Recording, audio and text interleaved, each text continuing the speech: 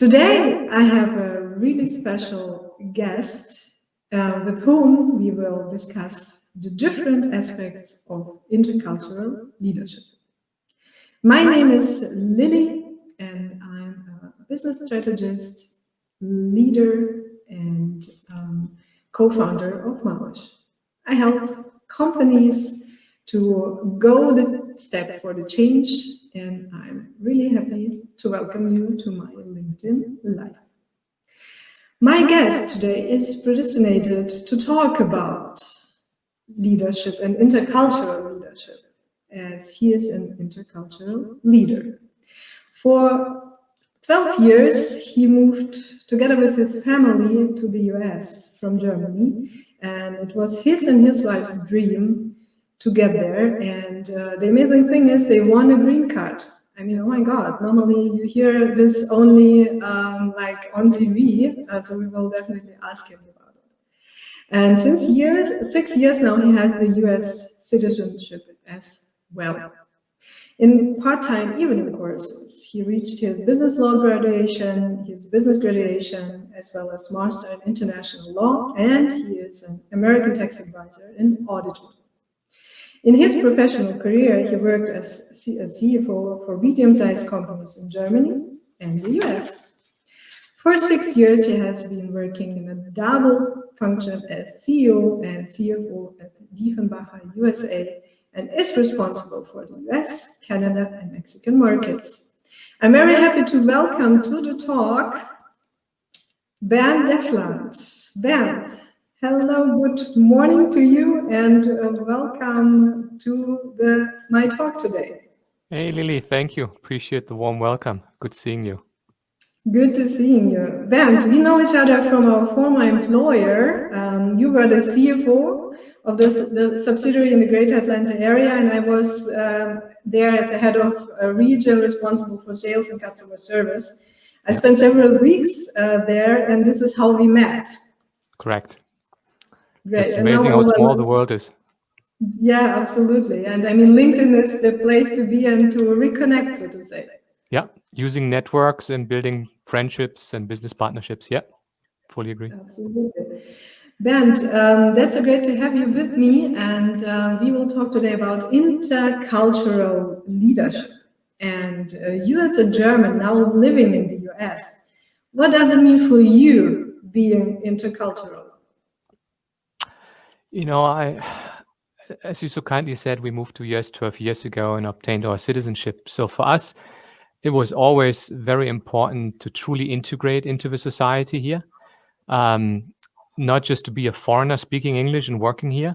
I think to be part of integrating into a culture means to truly understand the people and the country.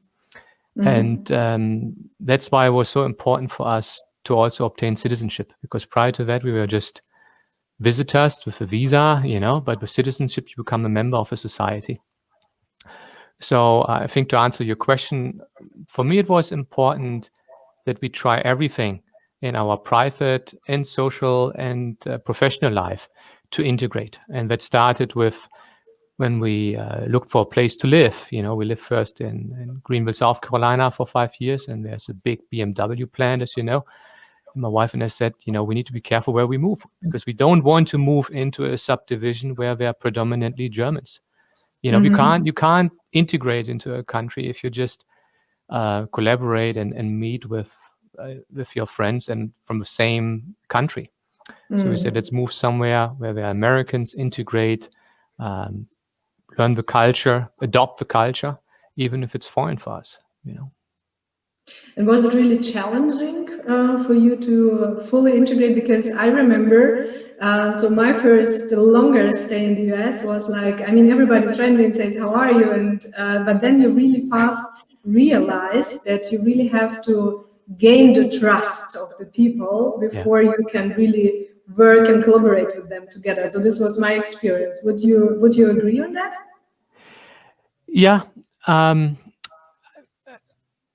I agree. It takes some time. I think it's getting easier when you not compare to what you've learned before. Like, you know, not take the German approach, the German habits, German skills, German understanding of living, our social security system, or whatever we have learned in Germany, and try to compare to the US way. I think as long as you compare, you are not successful and you can't fully integrate. But as soon as you accept the US way of living, then it's pretty easy. The US is a country of immigrants. And in general, in my 12 years, we only made good experience. It made us easy for us to integrate to this country as long as you want. And if you really give your efforts and say, I want to integrate, then we made the experience where the folks open their arms and say, welcome to this country. Yeah, as I said, this is a country of immigrants, and but also talking about the working context. So, I mean, private approach or working approach. Do you see huge differences in the also being a leader or having a team around you in the US or in Germany? I mean, you worked in both countries. And do you see that huge differences, or would you say with whom is it easier to really get it started or make it roll in or make it happen? Yeah. You know, I think the real fun is if you bridge both cultures, if you bring both together, to work with both cultures, with Germany, with other countries, and the US. To answer the question, what's really easier? I think it's fairly easy to do business in the United States, to be honest. You know, the red tape, the administrative hurdle is much less here in the US than in Germany. Most of the people here also say, you know, if you want to make a career and have success, we open the path for you, and we make it easy for you to get it here in the US. What I believe it's important that people get used to the culture and how business is done. You know, you can't come with the concept we learned in Germany, like on time, start the meeting and directly get to the point, you know? And this is just done here differently. A lot of business talk is done on the way to the coffee machine or at dinners or at lunches, where we in Germany say, okay, it's our Mittagessen, our lunch, you know, it's free time. And in the US, it's let's do lunch. It's use that for business talk. And you start, as you know, with small talk, you get to know the people. And then in every business meeting, you start the business opponent earliest after 20, 25 minutes. And follow the rules about topics you can bring up in this conversation and what you can't. And as long as you follow these, I think it's easy to make business in the US and in Germany. On the safe side, so to say, So having business meetings and also like the differences when the main businesses are made, So it's really interesting also to combine all the cultures or also see the differences there. And coming to the question, what do you think we need more or less intercultural leadership? I mean, looking now at the world, like the cards are mixed new. And nations and economics are more concentrated on internal or national approach. Do we need more or less intercultural leadership in the future? You know, this is a very interesting question in a very interesting time. You drop this question one day after the US election and we still don't know who has won. And this is the first dangerous step here I'm taking. You know, normally you should not discuss politics in a talk. This is just politics is private. In the US, you know, you can really go on the wrong path there. You can switch to German if you want. But this is also important when you have business meetings. We had one this morning, and a colleague brought this topic up, and you just say, guys, you know, stop it. It's a topic normally you don't address with other Americans, and they could feel offended if you bring up politics and religion. This is just taboo topics in the US. But I think in general, the US understands, and I think that's a concept we have in Europe as well, that you're always stronger together, that we all benefit from economic trade. The US benefits substantially from international commerce. We have many international companies investing in the United States and providing good paying jobs and being successful here, which creates tax dollars for the Americans and on the payroll side, but also corporate income tax side. Unfortunately, in the last couple of years, we saw this huge discussion about, countries first. America first. But when we look at Europe, Great Britain, obviously, this is similar political situation, I would say. But to answer the question, I always think we grow through inter-country commerce, and I think intercultural leadership gets more and more important because you put more and more cultures and people together and you want to work together. And that means that these people in the room need to understand each other. And that also means the traditions and the culture of these people. And that's why I think intercultural leadership is highly important to be successful in the US, because we are, as I said, a country of immigrants.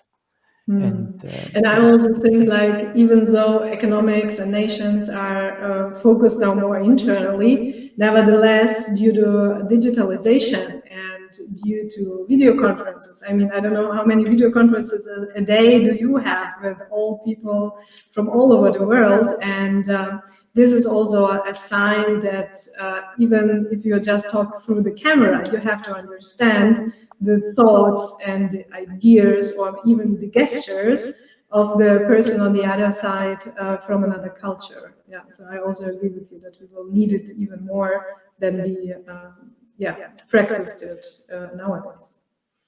It's a sign of respect, when you meet these people, that you get educated before the meeting about their traditions, their culture, so that you can have a meaningful discussion with these folks. And I remember a meeting I had in my prior life with a CEO and CFO from a Chinese company. And that was new for me, to be honest. Obviously we could converse in English, but I had to get a crash course in traditions and how to behave, basically, what to do, do's and don'ts in a business meeting with that culture. Who sits first when you go to dinner? Who speaks first? And it was such an eye-opener for me. I was just glad that somebody recommended to me, hey, Bernd, get a crash course on this. And without that, I would be totally screwed. Or also, like, how to receive or to give the business card. I mean, in the Asian area, this is the most important thing. And really to look at it and read and give a comment on the logo or the material of the card. It's like own small talk part before you start even talking about or even introducing yourself. Fully agree. And that in some meetings you bring gifts, and if I wouldn't have known that, I would have no gift. So I think that keeps it really interesting that we are now in this global society, and the world gets smaller with the technology, what we see. And this brutal COVID hit us, this pandemic, it accelerated technology. So this is, I think if there's something positive out of this nightmare, it is the acceleration of technology in private and business life. And the awareness for it, and also the acceptance of it, so that people are now saying, okay, well, this is really an opportunity. So I have a lot of people in my surrounding, business-wise and privately, that have refused technology or have refused, like, FaceTime, Zoom, etc. And now they say, oh my God, that's so great that this technology exists. Otherwise, my business would not work. I would not be able to get in touch with my family. And this really shows how important it is, and also to be open towards it. So that definitely. If I can make one example to add on this, you exactly hit the nail. Technology opens paths. We need to let go from the past and see what technology offers us for the future. Now, with this travel ban we have in place between the countries, obviously it's extremely complicated to enter and to travel from Europe to the US to Canada, which was a big obstacle here for us. So we thought about, what do we do, and we implemented some augmented reality solutions here for us, glasses and also cell phone solutions, where we go to customers. And then the cool thing is what we never had dreamed about a year ago, that gives us a tool that we can have a customer in the US or Canada or Mexico, where we can link in our support specialists from the US with the specialists in Europe, maybe Shanghai, wherever they are, Canada, etc. And we have them all in the same call. We have the same audio. We can share documents. We can point to items on the machine. You know, it's like, it's not the same as being there, but it's a huge step. And that's why I'm saying, you know, COVID, we thought about this solution, but when COVID started, it accelerated the decision, like, we need to implement this now. Amazing, yeah. And luckily these opportunities are there. I mean, otherwise, yeah, how can you support the customer? And also, I think the awareness of the customers and you as a company being there for them, supporting, giving opportunities, giving solutions, this is the most important, and this will bring you to the next level after all this, however after will look like, will come up, yeah. I have a question from the audience. So yesterday I posted about our talk, and there was an interesting question coming up from a reader, and he was asking, how many cultures can a company tolerate? So he brought the example that he worked in teams with up to 10 different cultures. And then he had the question like, what does a leader have to do to achieve the company goals in this environment? So that you have a mixture of 10 plus different cultures, and how can you get along there? Or yeah, how many cultures can a company tolerate, or tolerate is maybe not the right word. How many cultures can a company handle in one team? What is your experience? That's a good question. I believe there is no limit on the cultures, to be honest. But as you have more and more cultures in a team or in your company, training of the people and setting the right company culture becomes more important, because it's, I think, crucial that the leaders of that organization clearly demonstrate in their daily actions that it's a multicultural organization, that every culture is accepted, and that we want to work together for the vision of the company and the stakeholders. And as long as this is done, that means treat everyone with respect, but also understand different cultures. Train your people about do's and don'ts with other cultures. If people see and understand that that is done, they start respecting you and say, this is a good company. And it's, I believe, the little steps. And I will not say, everyone speaks about discrimination in these days. I mean, you be careful with that. But is when you go around, you know, this concept of walking the four corners in an organization, that you as a manager walk around the shop floor, the warehouse, etc., and speak not just with your peers or other managers, but speak with everyone, from the senator to the logistics person, etc. That you give everyone equal time. You know, that you don't skip somebody just because maybe he doesn't speak as fluent English or he's strange to you, but that you put personal interest in this, and that will really accelerate and will be a multiplier. It will pay dividends in the future. And as long as if you train your people that that's the expectation of the company, then you are successful. And to give another maybe example from the private life, obviously, you know, coming from Germany, my wife and I, we are Christians, so we celebrate Christmas. One of our best friends are from India. They don't celebrate Christmas. But anyway, a couple of years ago, they brought over a small gift for our daughter as a token of appreciation and friendship, I would say. And even they knew we celebrate Christmas, they don't. So we, in return, try to understand their culture better, and their festival of lights coming up. So we bought some fireworks, and we asked them if we can join them in this festival. So it's just understanding, and we also grill together, you know, and they are strong vegetarians. And my wife and I, we are a little bit the opposite side. So we said, how do we make this work? And I think this is the point I try to make. If you want to make something work, give it your best efforts, and it will work. So I spoke with him and said, why don't we grill together? I understand you are vegetarians. We are not. What do we need to do to have fun? And he says, very easy. I bring my grill because, you know, in our culture, our food should not be prepared on your grill. I said, I'm not offended. You know, I have no own grill. So we put both grills together, grilled separate food, but we enjoyed some fantastic wine and beer. So it was a great night, and it was fantastic to learn about their culture. And it's really good friends. enriching, yeah. So to learn something new. So we have a comment from Jose, and he totally agrees with you. He say, I couldn't agree more. It's becoming more and more important nowadays in international commerce. Having cultural awareness of different styles, some are focused on relation and other on work. So really total agreement here. And talking about culture and talking about leadership. So what would you say? How does leadership determine culture, or does culture determine leadership, or is it like a game of balance here? Yeah, it's like, where do you start with a chicken or the egg? You know. Yeah. This is how I see this. I think at the first step, we need to look at the culture of an organization. What is the DNA of this organization? Which needs to be the imprint on everyone, you know, because we say this is what we want to be. You can, because that's the path you set as an organization. And if that culture is like, we want to treat everyone respectfully, we want to work together, we want to be a family organization. That's our culture here at Dieffenbacher in the US, to be honest. We are a small organization in a big parent company. And if you ask one of the team members, what's the culture? Our folks wouldn't quote the vision we have as a company. We would say, you know, we are a family team here. This is somebody gets sick, we step in, we treat each other as friends and colleagues.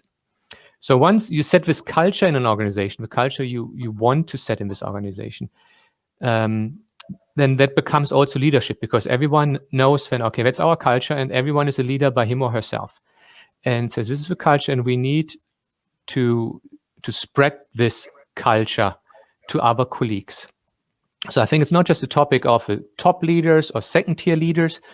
It's leadership is for everyone, with everyone. And obviously, it's most important that the officers and the managers make sure this is really adhered to and lived. But it's not just their job. It's a job from everyone. It's a job of the whole organization. Yeah. And then really this leadership from the people determines the culture, but really the leadership is driven by the culture of organization. So that's why I'm saying chicken and egg. Because at the end, I think when you decide to work for a company, I think you don't decide to work for a company. You decide if you want to work with your colleagues and your manager. And you either really like the people. If you don't, you probably leave. You know, I don't know any great company where they're only jerks. You know, I wouldn't enjoy working there. I would just leave. So it needs to be, what's the culture of a company?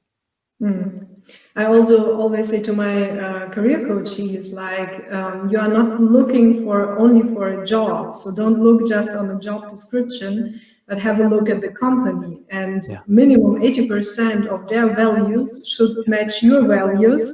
Otherwise, we will see each other again in 1 year, because you will be totally unhappy and looking for another job. And from my point of view, this is the huge mistake a lot of people are making. They are just looking at the job description, or maybe also at the salary level, and they totally forget to look at the company, the values, and if it matches their values as well or not.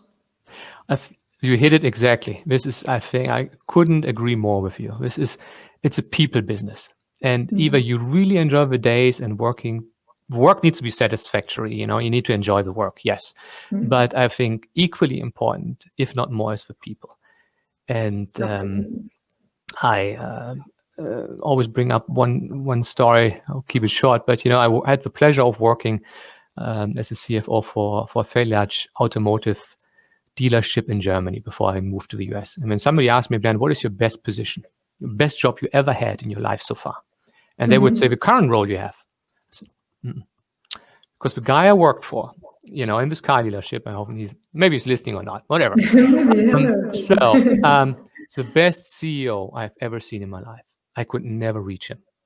He is, to give you an example, there was 300 people, you know, and he wrote for everyone, for his birthday or her birthday, a handwritten Christmas card, birthday card.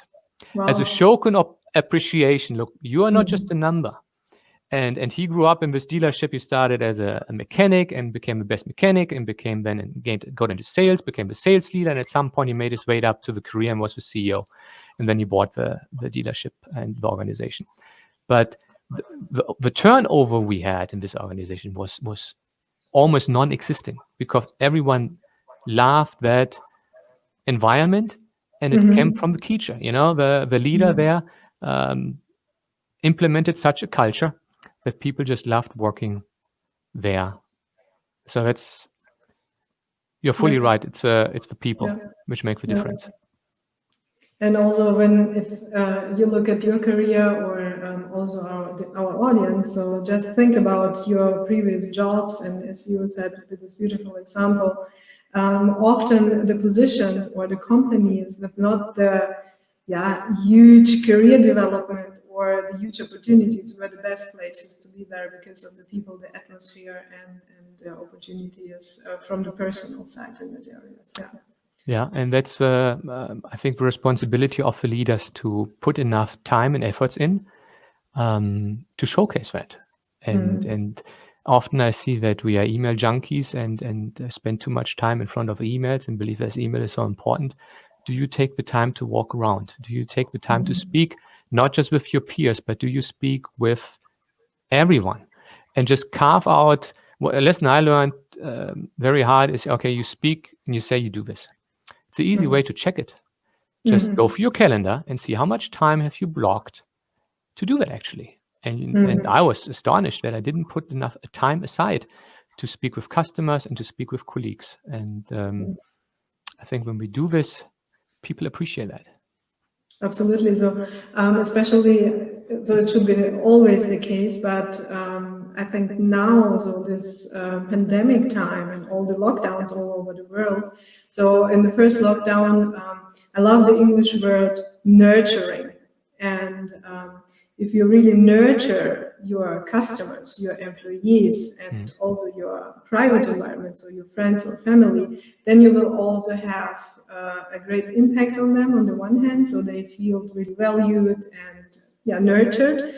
And on the other hand, if this all is over, those people will think about you in a positive way, and then you never know in which direction it can go. So this is my experience from that as well.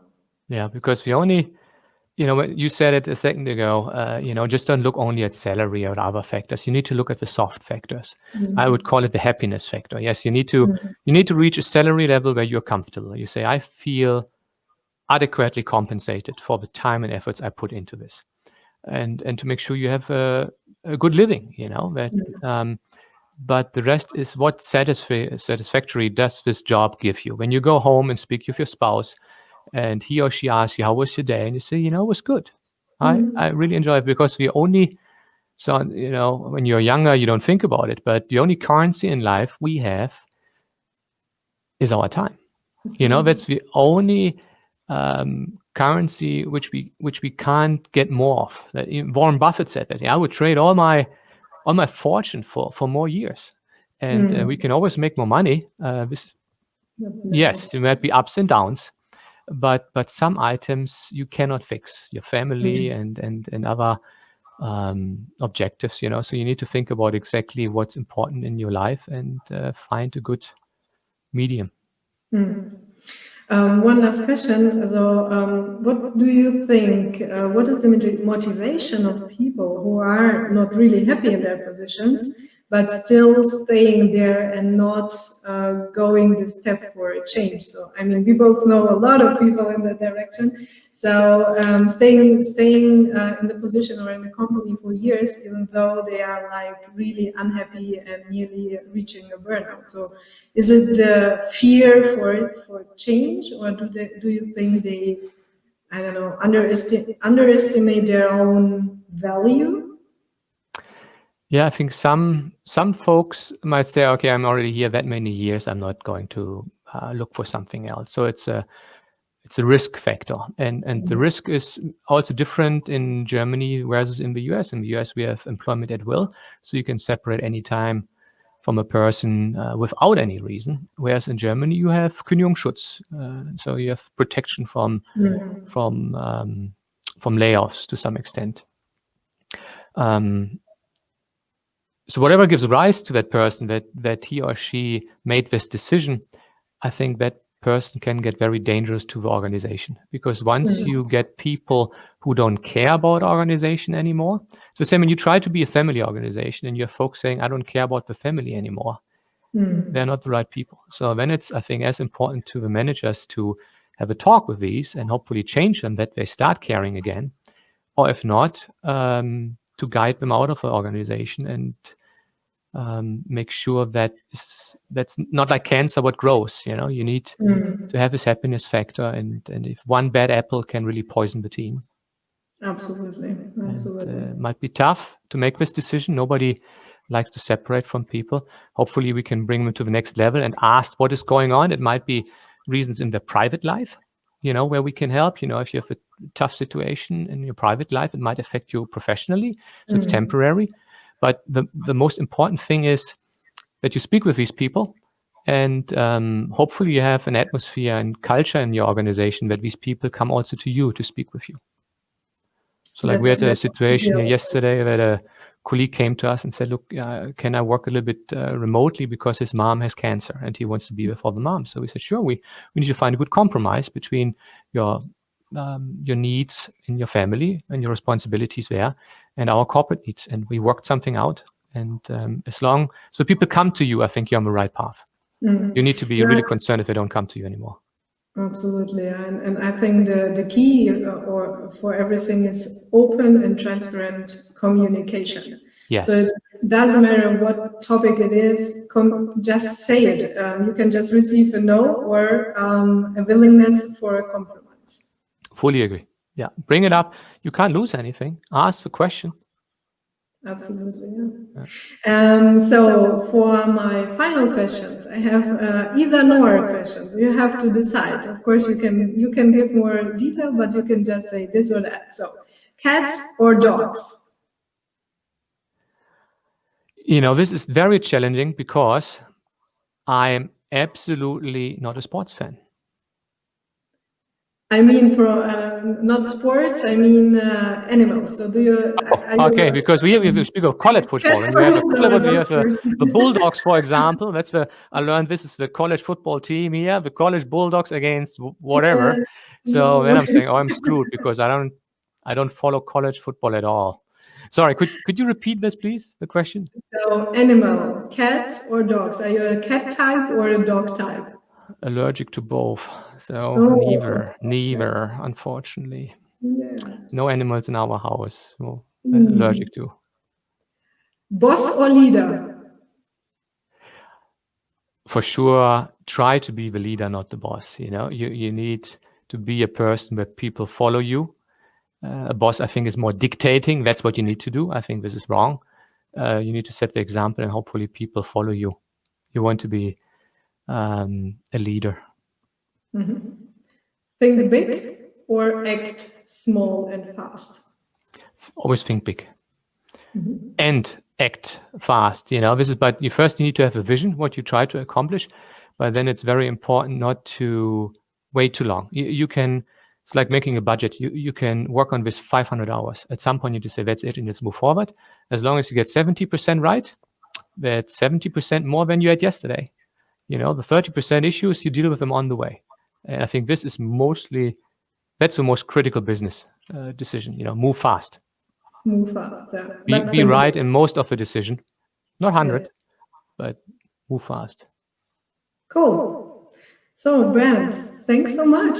It was really interesting, and to have your insights from your years of experience being a leader and having the intercultural view on this was really amazing. Thank you so much for your time.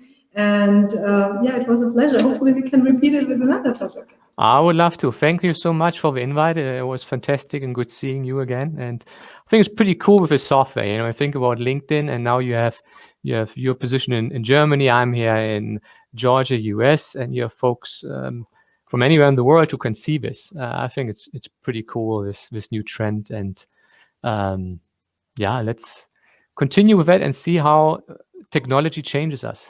Yeah, hopefully for the you know, better. maybe in a few years it will be like a holograph, you know, that would be cool. So this is what I'm looking for. So really the technology to get to the point, so being like a holograph somewhere and you can walk and you walk through the room like a real meeting in that area, that would be amazing. You know, you can get, yeah, I think this is on the way, this part, and I think it will come even faster. And look, Microsoft Teams, you know, now exploded in the pandemic, you know, like same as Zoom, etc. This afternoon is the first time I try, because I need to send an email out to the group, and I thought, you know, an email is so impersonal, you know, you want to convey a feeling. So I tried the first time this afternoon a video email. You record yourself and basically send this out to the team. So let's see. My point is get uncomfortable, because uncomfortable means progress. Absolutely. Yeah. Could not be a better ending of this talk with this message. And guys outside there, get uncomfortable. Only then you can grow. And we see each other back next week. Ben, thanks so much. Thank you, Lilli. It was good seeing you. And see you soon. See you soon. Bye.